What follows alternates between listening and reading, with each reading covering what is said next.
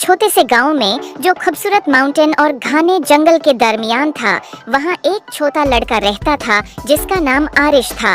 आरिश बहुत क्यूरियस और एडवेंचरस था। हमेशा अजीब और फैंटास्टिकल जगहों कई सपने देखता रहता। एक दिन गांव के किनारे की सैर करते हुए उसने एक रास्ता देखा जो उसने पहले कभी नहीं देखा था। ये रास्ता एक पुराने जादुई घर तक जाता था जो फूलों से ढका हुआ था और एक गार्डन जो जादू से चमकता था उसके इर्द गिर्द था। आरिश खूब और जोश से घर की तरफ बढ़ता है। जैसे ही उसने दरवाजे का हैंडल छूने की कोशिश की, वो एक गरम सुनहरी रोशनी से चमक उठा। दरवाजा खुद ब खुद खुल गया, जैसे कि वो उसको बुलाता हो। अंदर घर अजीब और शानदार चीजों से भरा हुआ था। किताबें जो राज बताती थीं, पेंटिंग्स जो हरकत करती थीं और फर्नीचर जो अपनी ही धुन पर नचता था। जब आरिश घर को देख रहा था, उसकी मुलाकात एक बारी उल्लू से हुई जो बोल सकता था। उल्लू का नाम ही ओलिवर था। ओलिवर ने आरिश को समझाया कि ये घर जादू की एक दुनिया है और ये किसी ऐसे शख्स का इंतजार कर रहा था जिसका दिल पाक हो ताकि उसके राज मालूम हो सकें।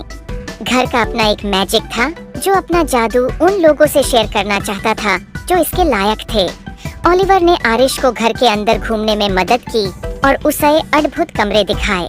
एक गार्डन जहां फूल मिलकर गाते थे, एक लाइब्रेरी जहां हर किताब एक अलग दुनिया का दरवाजा थी और एक रसोई जहां मसाले और इंग्रेडिएंट्स खुद नाच कर खाना बनाते थे। हर कमरा एक नया राज था और आरिश ये देखकर बहुत खुश होया। लेकिन घर ने आरिश के लिए एक छोटा सा इम्तिहान भी रखा था। घर के सबसे गहराई हिस्से में एक ताला लगा हुआ कमरा था जो सिर्फ वो खोल सकता था जो सच्चे दिल से जादू पे यकीन करता हो। ओलिवर ने आरिश को एक चाबी दी और कहा कि अपने दिल पर भरोसा करो। आरिश ने गहरा सांस लिया और ताला के सामने गया, चाबी डाली और घूमे। दरवाजा धीरे धीरे खुल गया और एक कमरा रोशनी से भर गया और ऐसा खूबसूरत मंजर आरिश ने कभी नहीं देखा था। एक आईना जो मुस्तकबिल दिखाता था।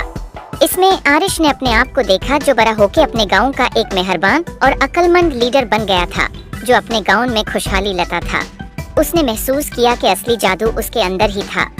आरिश ने ओलिवर और जादू के घर का शुक्रिया अदा किया और वादा किया कि वो अक्सर वापस आएगा।